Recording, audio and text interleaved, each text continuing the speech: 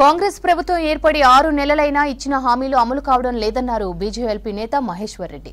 ఏపీలో చంద్రబాబు అధికారంలోకి రాగానే 5 హామీలపై సంతకం పెట్టారన్నారు. తెలంగాణలో కాంగ్రెస్ ప్రభుత్వం ఏర్పడి 6 నెలలు అవుతున్నా సీఎం రేవంత్ రెడ్డి ఇచ్చిన హామీలను మర్చిపోయారని విమర్శించారు. 6 నెలల పెన్షన్తో కలిపి వృద్ధులకు 12,000 ఇవ్వాలని డిమాండ్ చేశారు.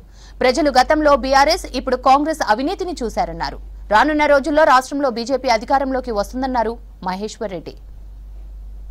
గడిచినప్పటికీ 420 హామీలు నెరవేర్చని ఈ ప్రభుత్వం మీద, ముఖ్యమంత్రి గారి మీద 3 రోజుల క్రితం నేను బహిరంగ లేఖ రాసిన సంగతి నేను గుర్తు చేస్తున్నా. చంద్రబాబు నాయుడు గారు 2,000 నుంచి 4,000 రూపాయలకు పెంపు వారు ఇమీడియట్ గా ఇంప్లిమెంట్ చేసే విధంగా సంతకం చేసిన సంగతి నేను గుర్తు చేస్తా ఉన్నాను. కనీసం పక్క రాష్ట్రంలో ఉన్నటువంటి ముఖ్యమంత్రి గారు ఏ రకంగా అమలు చేస్తా ఉన్నారో వారిని చూసినా సరే మీరు మనసు మార్చుకొని వెంటనే ఇంప్లిమెంట్ చేయాలని చెప్పి నేను కోరుతా ఉన్నాను. ఆర్థిక సంక్షోభంలో ఉన్నప్పటికీ కూడా ఇచ్చిన మనకు కట్టుబడి ఆ ముఖ్యమంత్రి గారు ఏ రకంగానైతే ఇంప్లిమెంట్ చేశారో అదే మాదిరిగా తెలంగాణ రాష్ట్రంలో ముఖ్యమంత్రి గారు 2,000 నుంచి 4,000 రూపాయలు వృద్ధాప్య పెన్షన్ గాని, వితంతుల పెన్షన్ గాని, అదే మాదిరిగా వికలాంగుల పెన్షన్ 6,000 రూపాయలకు పెంచాల్సినటువంటి ఇచ్చిన హామీని నెరవేర్చుకోవాల్సిందిగా మరి వెంటనే వారిని కోరడం జరుగుతూ ఉన్నది. చంద్రబాబు నాయుడు గారు ఏప్రిల్ నుంచి రెట్రోస్పెక్టివ్ డేట్ లో 2,000 రూపాయల బ్యాలెన్స్ పెన్షన్ ని కలిపి జూలైలో 7,000 రూపాయలు ఇస్తా ఉన్నారు.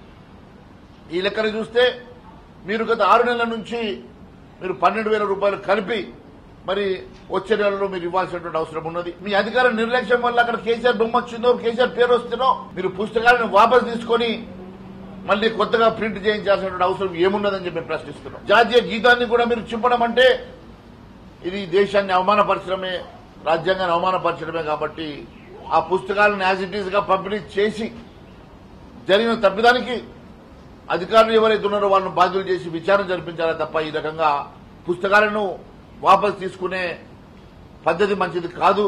ఆశా వర్గాలకైతేంది, ఫీల్డ్ అసిస్టెంట్లకైతేంది మీరు ఇచ్చిన హామీల మేరకు అది వెంటనే చేయాలని చెప్పి డిమాండ్ చేస్తూ రేపు రాబోయేటువంటి భారతీయ జనతా పార్టీ ప్రభుత్వం తెలంగాణ రాష్ట్రంలో రాబోతున్నది. ఈ 2 ప్రభుత్వాలు చేసినటువంటి అరాచకాలు, అవినీతి ప్రజలు కళ్ళారా చూశారు. కాబట్టి రేపు భారతీయ జనతా పార్టీ వాళ్ళ న్యాయం జరుగుతున్న పూర్తి విశ్వాసంతో